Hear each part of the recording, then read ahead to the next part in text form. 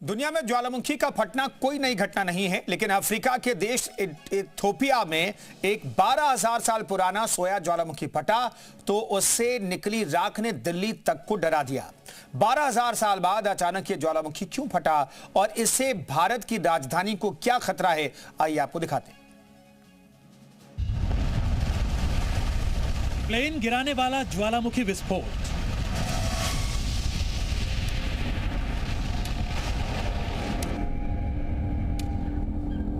इंसानी फेफड़े फाड़ देने वाला धुआं, जिंदगी को जानलेवा बना देने वाली राख। दूर अफ्रीका की जमीन पर हजारों साल से सोया ज्वालामुखी धधक उठा तो पूरा इथियोपिया सहम गया। धुआं, राख, लावा और भूकंप ने हजारों लोगों के लिए बड़ी मुसीबत खड़ी कर दी और दुनिया के सामने जो तस्वीरें आईं, उसने साइंसदानों के आगे कई सवाल भी खड़े कर दिए। दिल्ली से करीब 4200 किलोमीटर दूर मौजूद अफ्रीकी देश इथियोपिया में ज्वालामुखी फटा, लेकिन इसकी आंच 4200 किलोमीटर दूर दिल्ली तक पहुंची। आखिर हजारों किलोमीटर दूर ज्वालामुखी ने भारत की राजधानी को कैसे टेंशन में डाल दिया, आपको बताएंगे, लेकिन उससे पहले धरती पर जाग उठे शैतान के बारे में जान लीजिए। दुनिया को नई परेशानी में डालने वाले ज्वालामुखी का नाम हाइली गुबी है। हाइली गुबी ज्वालामुखी 12,000 सालों से सोया हुआ था, जो अचानक फट पड़ा है। इस विस्फोट ने आसमान में 14 किलोमीटर ऊंचाई तक राख की चादर बिछा दी है। यह ज्वालामुखी इथियोपिया के अफार क्षेत्र में स्थित एर्ता अले ज्वालामुखी श्रृंखला का सबसे दक्षिणी हिस्सा है। अफार क्षेत्र को पृथ्वी का नर्क भी कहा जाता है, क्योंकि यहाँ तापमान 50 डिग्री सेल्सियस तक पहुंच जाता है। वैज्ञानिकों के मुताबिक हाइली गुबी एक शील्ड ज्वालामुखी है और यह पूर्वी अफ्रीका के उस रिफ्ट वैली का हिस्सा है जहां पृथ्वी की टेक्टोनिक प्लेट्स लगातार खिसककर अलग हो रही हैं। अब सवाल यह है कि आखिर एक ज्वालामुखी में हुई हलचल ने 4,200 किलोमीटर दूर दिल्ली को कैसे अलर्ट पर डाल दिया, और क्यों कहा जा रहा है कि हाइली गुबी की राख दिल्ली वालों का दम घोट सकती है। दरअसल हाइली गुबी की राख इतनी दूर पहुंचने की वजह है वायुमंडलीय हवाओं की जेट स्ट्रीम। ज्वालामुखी विस्फोट से राख बारीक कणों जैसे कांच और चट्टान के टुकड़ों के रूप में निकलती है और धमाके के बाद ये बारीक कण 14 किलोमीटर की ऊंचाई तक, यानी ऊपरी वायुमंडल स्ट्रेटोस्फीयर तक पहुंच गई हैं।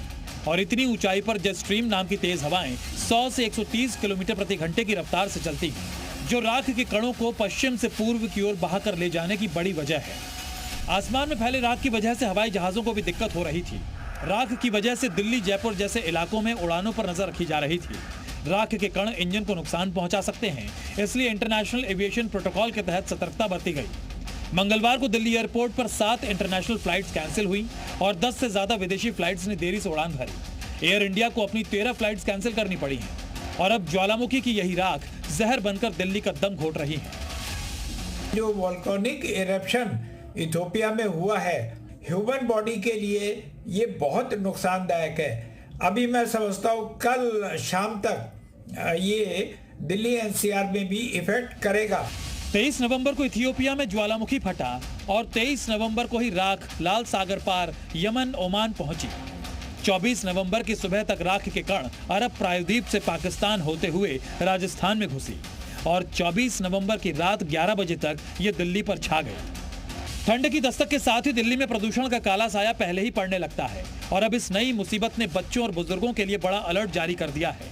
ज्वालामुखी की राख का असर अगर जमीन पर दिखा तो लोगों को कई तरह की दिक्कतें हो सकती हैं।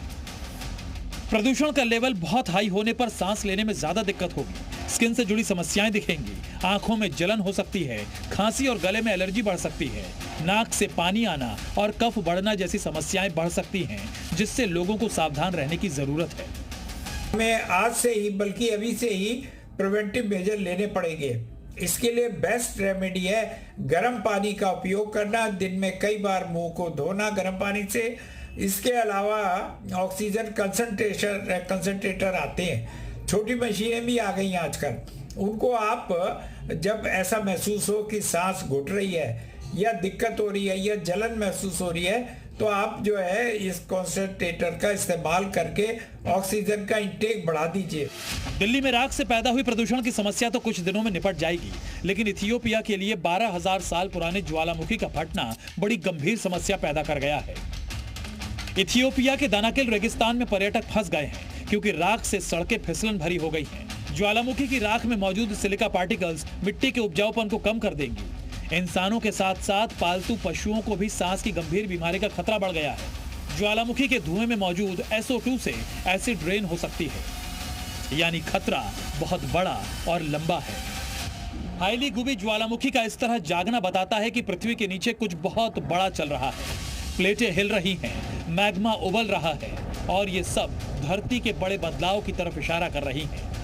ज्वालामुखी विस्फोट के बाद भले ही सैटेलाइट और मौसम विज्ञान के जरिए हमें अलर्ट मिल रहे हों, लेकिन खतरा अभी टला नहीं है। इसलिए अगर आप दिल्ली या आसपास के इलाकों में हैं तो आसमान पर नजर बनाए रखें, सावधानी बरतें, क्योंकि ऐसे हालातों में सावधानी ही इकलौता सुरक्षा उपाय है। ब्यूरो रिपोर्ट, जी मीडिया।